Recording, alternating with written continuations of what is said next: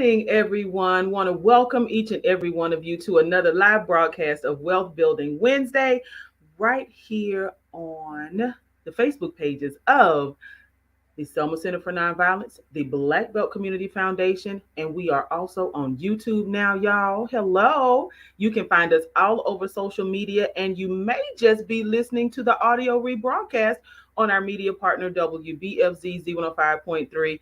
However, you are choosing to tune in to Wealth Building Wednesday, we want to welcome you. This is an extraordinary opportunity for you to take just 30 minutes out of your day to make sure that you are tapping into all the great resources, y'all, because wealth, we want to close that wealth gap. We want to make sure that our families are positioning ourselves to, hey, for that next generation, we want to make Absolutely. sure that we are securing the bag, securing the future for our next generation. So this morning, I am super delighted to reconnect to a hometown favorite, y'all.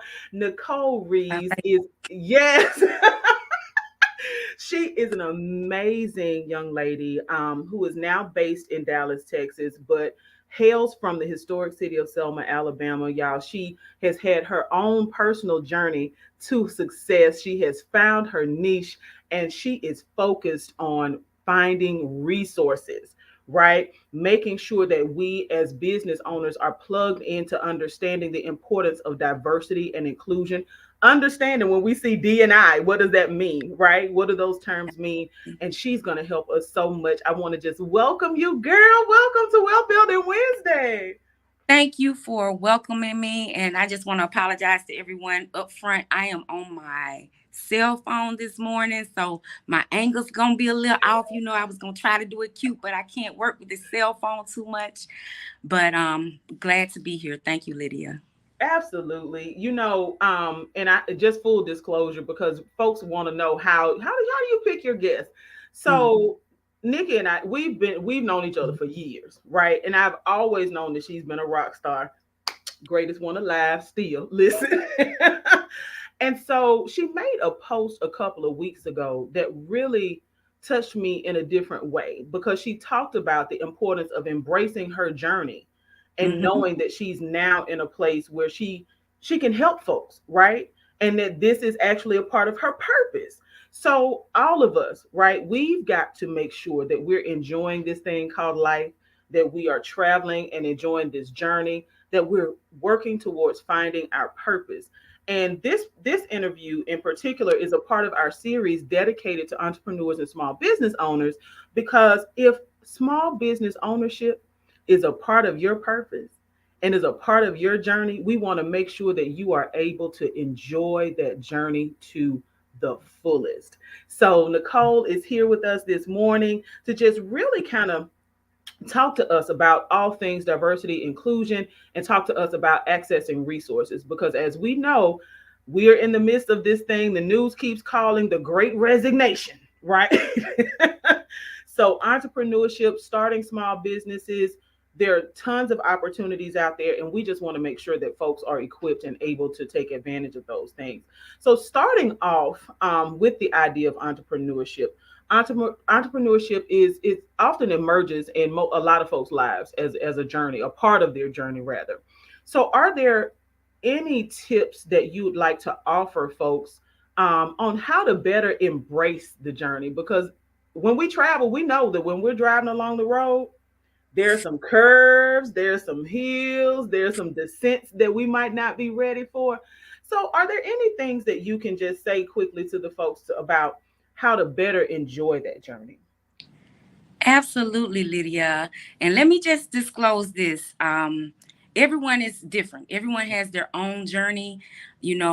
Everyone's measure of success is different. I'm not as successful as some. I'm more successful than others. We are always on our own trajectory. Yes. So the things that I'm saying, take it with a grain of salt. Take what you need, throw away what you don't. What I will say is, one, entrepreneurship does not have to mean that you don't work, Okay. that you're not an employee or that you're not assisting others in their journey as well, you know. But it is important to always have your own. to secure your own legacy. So if something switches up, you'll be prepared to pivot. Secondly, I would say embrace yourself. Authenticity matters. Okay. Yes. um, Trying to fit into the box, trying to be what someone else thinks you need to be successful is not always success for you.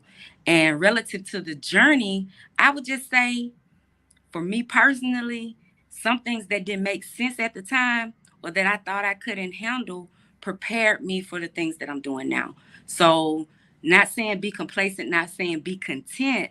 Mhm. Nevertheless, don't down yourself for where you may be. Awesome words of wisdom, man. Awesome words of wisdom. Because, like, even with that authenticity, walking in your own, along your own path, so critical and so important. So now, as we consider folks or people who are considering entrepreneurship as a part of their journey, how important is it? Because we hear these terms around diversity and inclusion. We even get, let's say, even political ads in the state of Alabama right now who make fun of, right, people who are part of diverse populations. How can we look to consider people who have been considered late or labeled as other, right? Mm, When we're on this entrepreneurial journey, how important is it for us to really step outside of who we identify as and to understand and try, or at least try to understand who other people are? mm, got it. We here. Mm-hmm. So with that being said, Lydia, I think going back to the first point about authenticity, Yeah. it's virtually impossible to gauge anyone else, any others, or even amongst your own constituents, right? Mm-hmm. If you're unsure about who you are, or if you're Right. not settled on the direction you're going in. You don't have to have everything figured out, but at least be clear in what the goals and objectives are, where you're trying to get to. And I'm not trying to interject religion. Mm-hmm. I personally believe in a higher power. Faith, you cannot do it without faith. Ask for discernment when interacting Yes. with people. Everybody is not your people. Every contract is not your contract. Every client is not your client. Every partner is not your partner. Not saying that they're a bad person. So I think it Right. goes back to being secure and authentic, first of all. Secondly, know your value proposition. Don't sell yourself short. Do we see every day how hip hop culture, black culture, Mm-hmm. Hispanic culture, LGBT culture, or all of these other things are being used to commercialize. Mm-hmm. So there is value, there is social capital in what you bring to the table. And let me just say this with the term diversity and inclusion, because a lot of Yes. times that is getting used um, as a just a word, especially since the Black Lives Matters uprising. Exactly. Yes. Nevertheless, it is a real thing, and it does not only mean race. It means a region, Mm-hmm. perspectives. Okay. So just broaden your horizons and don't undermine yourself. So now let's dive a little bit deeper into the use of the terms diversity and inclusion. I'm Sure. so glad that you've taken a step in this direction because typically from when even when I was talking about what we were sharing going to be sharing today, folks was like, "Oh, okay, so you it's basically like making sure that businesses include people of color." Mm, I'm like, well, no, it goes beyond people of color. So can you help us to better understand like what diversity and inclusion actually mean and how they impact our business? I mean, you've already absolutely. started talking about the commercialization, but how do they impact Absolutely. business? Absolutely. And let me just say this because Hmm. I am employed. Thank you, Jesus. Yes. And but the comments the comments that I am making are not on behalf of my employer. They Right. are my independent my independent thoughts. Yes. regarding diversity and inclusion, because we do have a vendor diversity and inclusion program. Yeah. Nevertheless, the statements that I'm making are not mutually exclusive to us, okay? Legalese. With Yes. that being said, diversity and inclusion is more than a buzzword. It has evolved since the inception of these conversations about supplier diversity and inclusion that emerged during the civil rights era. Okay. Okay. Now it is becoming more of a value add, and you have certain standards, especially public companies have to meet certain requirements, but it's Hmm. beyond just social responsibility. It's beyond the right thing to do. It impacts their bottom line at the end of the day. The From a commercial standpoint, consumer wise, Hmm. we know we spend some money. Yeah. Okay. The demographics of the country, are of the US anyway, are Right. shifting tremendously. Hmm. Most of the marketplace is beyond the borders of the United States. So when you look at the global market, diversity, it as far as ethnicity, Yeah. language, perspective, taste, just culture, um, it's so many things infused into that word. But as far as a company, or a institution or government entity looking to procure services or contract Mhm. with persons utilizing that, it there is a metric involved, that Okay. there is a benefit, because let's be honest, it's not just from the goodness of their hearts. Okay, let's Right. be real. Right. It's about money, Right. but also there is a commercial impact in addition to the social good. So if I'm a business owner, I'm gonna say I'm a small business owner. I'm in small town USA, Mm, and I am like, you know what? I'm just I don't agree with this particular group of people. Whether it's the Black Lives Matter, it could be LGBTQ. Like, what impact could that have if we take a stance as business owners and just simply don't supply goods or want to cater to or provide service for an entire demographic? whew, that's heavy. That's Yeah. real heavy. Yeah. And I'm gonna be honest with you. I think, look, girl, I don't know if I can address that one in Okay. one conversation, but I will say this, because first of all, you have to think about capacity, and Okay. I think a lot of reasons that we restrict our growth is because we attach our business practices to our emotions. I'm sorry. Mm, Chop me down. It is what it is. Okay. mm, Or our right. politics. Um, Mm-hmm. and that's one thing. Nevertheless, I do agree with being principled.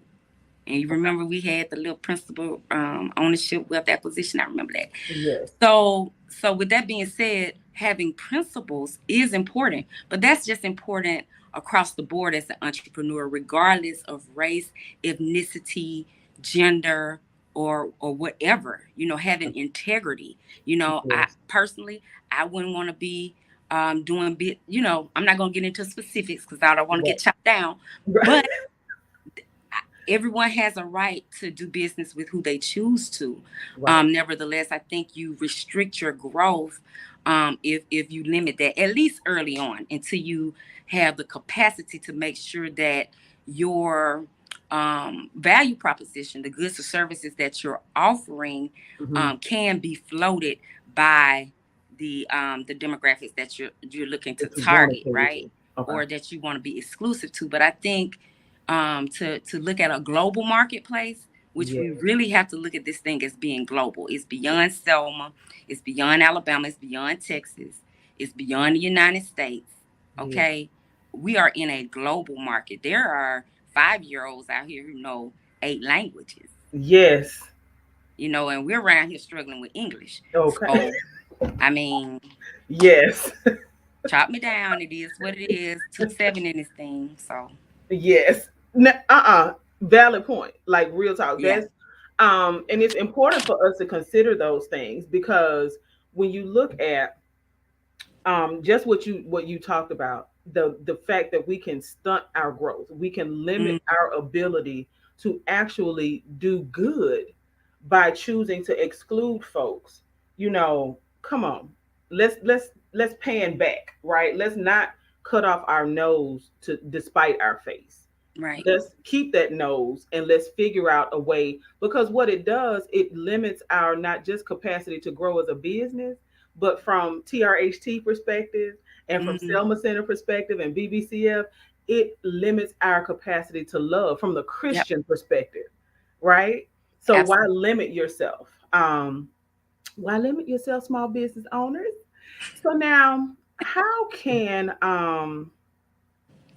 or why do you think there are, and this may be something that we'll have to wrap back around to, but why do you think there have been so many instances, especially recently, that folks feel so comfortable in excluding folks?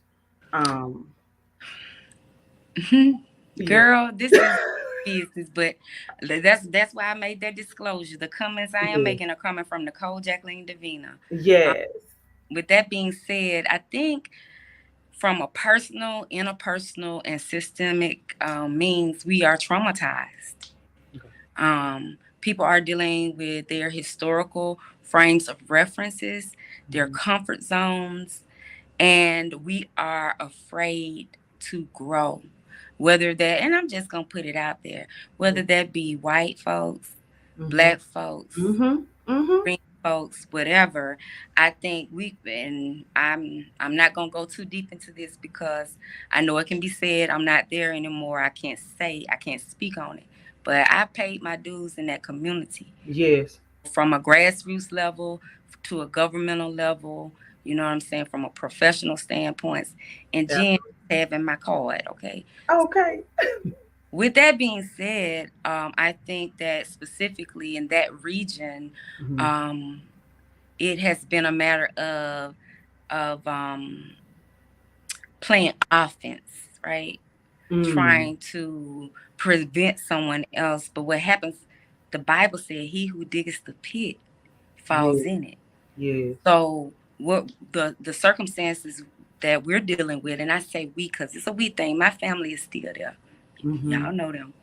Mhm. Um, you know, as we fall in the pit Yeah. when we dig holes for others, Mhm. whether that be for political reasons, racial reasons, you know, or just being traumatized. I think you have to look at it from a strategic standpoint and look long term Okay. and look at the best interests of the children, the Sure. generations behind, the legacy that we're looking to leave for these communities.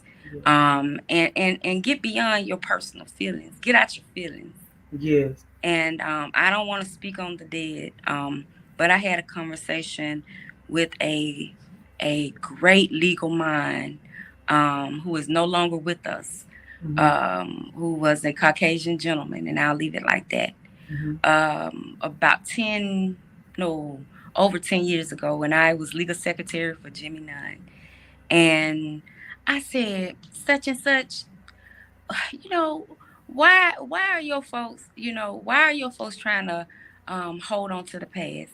Mhm. He said, why are your folks trying to hold on to the past?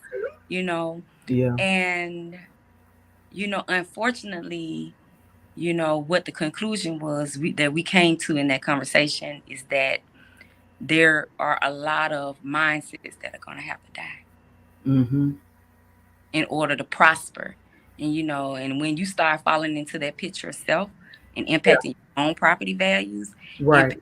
impact your quality of life because of crime rates, because you're trying to suffocate others, or or you feel intimidated to go to a certain part of town, Mhm. um, because that's designated for other people.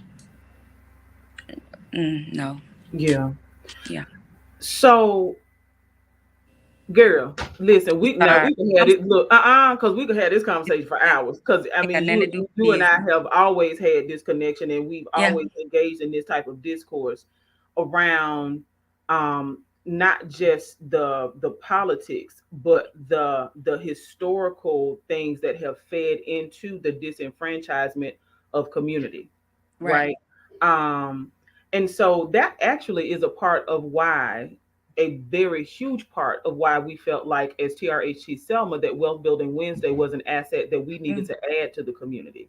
Because whether we choose to understand, embrace, read about, learn about, walk through, the history of Black folks, mm, especially, right? Being able to say, own property. Truth be told, there have been some systemic things that have held Black families back from wealth development or growing their wealth.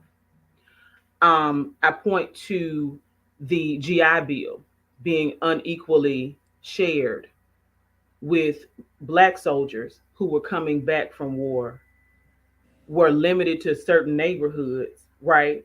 Redlining became a mm, problem because if you could cut the mustard, if you will, and qualify, then these are the neighborhoods that you can move into, right. as opposed to their Caucasian counterparts that were not, there weren't these stringent, okay, this is where you have to live. And that's where suburbs, kind of took off, Right. after the GI Bill. So and for folks who are listening or who are tuning in and don't understand why we're referencing real estate, the Mm, number one thing that everybody, whether you're talking about millionaires or the top 1% of wealth wealthy families or wealthy individuals, the number one thing they all have in common is real estate investments. The reason why real estate is so important is because is a finite amount of it. You can't go out into the middle of the ocean and create more land. So there's a competition.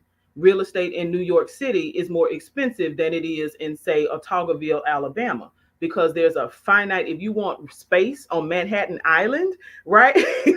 That's mhm, very expensive. But if you want to buy, a couple of acres of county acreage, right, and start a farm, that's a less expensive endeavor. So we have to really put these things into perspective, and I'm glad that you went there, because it's really important for us to consider these things.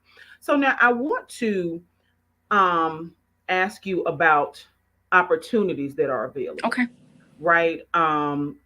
Considering the disenfranchisement that has occurred, considering all of the folks who are now stepping out and saying, I want to be an entrepreneur. I understood. I got it right during Right. COVID. Like, I see where my job stands on me. I know that multiple streams of income, like you opened up saying, look, it's okay to have multiple streams Yeah, of it's income, okay. have a job and a business, Absolutely. right? So that being said, what opportunities are out there that you think that we need to prepare for, um, and how do you suggest that we go about getting started with that? Absolutely. I think that we are in the golden age of information. Okay. So whether you are in 6 Mile Creek, if you have a Mm. Wi-Fi connection, or if you're in the middle of Arlington, Texas, um, you can access pretty much the same resources. It's just a matter of the investment that you're willing to make with your time, your energy, and the development of your business, and whether or not you're competitive. Because let me say this first before I get into um, just some. I do a high level overview of procurement in that space, right? In the diversity space, and why it is important to look at those designations. And it's not just a number, or it's not just, some social program where there's a set aside that and we have to do this. Right. Um, with that being said, the prerequisite for everything is that you understand your business. No one owes you anything. I hate to say it. I mean, Right. well, actually, you know what? Actually, they do. Okay. Right. All right. Actually, that's They're what not going. They're about to I'm pay. saying. Not to pay Okay. it. Actually, okay. All right, Yeah. girl. Stop. Yeah. Okay. But So, but in the context of competitive business, right? in the context of entering the marketplace, Right. offering your services, whether that be I'm a marketing consultant, I'm a lawyer, I I I do custom design pillows, I whatever your graphic designing services, catering services, whatever your business is, you have to know your business and know it well, and know that you are the best at what you do, or at least you're the best that does it like you do it. Secondly, is to leverage your authenticity, right? To leverage your cultural frames of reference, to leverage to leverage the historical disenfranchisement that has Hmm. been done to your group of people. Okay, because at the end of the day, that is a big part of diversity and inclusion. One word that is left out a lot of times is equity. So it is Yeah. about equity. Nevertheless, you have to be qualified from a federal government standpoint, many state governments. I am not sure about the city of Selma, Dallas County, and surrounding areas as far as their inclusion programs, but many institutions and businesses have set asides or either have designated programs to ensure equity in Okay. decision. Okay. Hmm. So once you know you're qualified, you're great at what you do, you're competitive, you have a real business plan, you have the capacity to execute. You're Hmm. not just going to get a check and run with it and go out, go to Prattville and Right. spin it up. You're going to actually invest it back into your business. You're not going to say you're going to do something and then they can't find you after you get your money. You have to operate in integrity, Yes. and then research your areas for set aside programs and specific requirements for those programs. Some require certification. Many private companies require certifications because they want to ensure that it's owned, operated, and controlled by the people that say they are, and it's not just someone putting up a front. Okay. Um, to access those resources. But like I said, it's just not enough time to go through all the resources that are available. The Small Business Administration has a lot of resources for small businesses in general, but you may want to look at their 8A program if you're interested in federal contracts. The agency that I used to work with, Minority Business Development Agency, Hmm. under the Department of Commerce, is the only agency that is designated to minority business. Okay. They have a plethora of resources right there. I think the closest one that I'm aware of is in Birmingham, Alabama. Mobile, Alabama has a business center. I want to say that Jimmy Coleman used to have resources to operate business centers there. So there's definitely access to those resources in that area from a federal government standpoint. And there's a lot of money they have to spend. So it starts with the research and being prepared and being qualified, and then having integrity. Yes. And before you go into contracts or trying to procure $1 million contracts, manage $100 contracts well. Ooh. Well, she just dropped the mic on that one, y'all. Right. Yeah. Nicole, we're gonna have to have you back because this has Yes. been so helpful. I'm sure that there are folks on the line right now, folks who are going to be listening this afternoon who are like, "Oh my God, who is she? How do I get in Oh, touch with her?" Listen, let me tell you, she's not local. Look, yes. but she is very much I do dip accessible. in and out from time to time, so you may see me. Yes, but she's very much accessible. Like she said, we may see her from time to time in Selma and across the Black Belt. She's done tremendous work before leaving us to pursue further greatness. Oh, And we will definitely have her back. This is such an important opportunity for us to be able to have this type of conversation where we talk about the real, the realness, dig into what's really happening, but yeah. also helping folks to access, get prepared, y'all. So what It's she all about encouraged us to do, yes, preparation. Preparation. Preparation matters. So it's all about preparation. If you are not ready, listen, if you can have not shown yourself worthy of being able to manage $100 contract and you want these $1 million, multi-million dollar, Nope. multi-billion dollar government contracts, federal prisons are made for you. I'm just saying. Like, Yeah. so we want to thank you again, Nicole, for joining us this morning on Wealth Building Wednesday. We are definitely going to have you back. Oh, okay. Y'all, if you are watching live on Facebook, please take the time to share this video with your folks. If you're watching on YouTube, please take the time, capture the link up top and make sure that you're sharing it. You can email it out, you can text it out. Y'all, this Wealth Building Wednesday is designed to share valuable information from folks like Nicole Reeves. So again, we want to thank you for being here. We want Thank to encourage everyone to tune in live next Wednesday, 10 o'clock a.m. Or if you're listening on our media partner, WBFZ 105.3, make sure you are connected every Wednesday at 1:30 Central Standard Time. So until next Wednesday, listen, we better be out here building our wealth. you. That's it.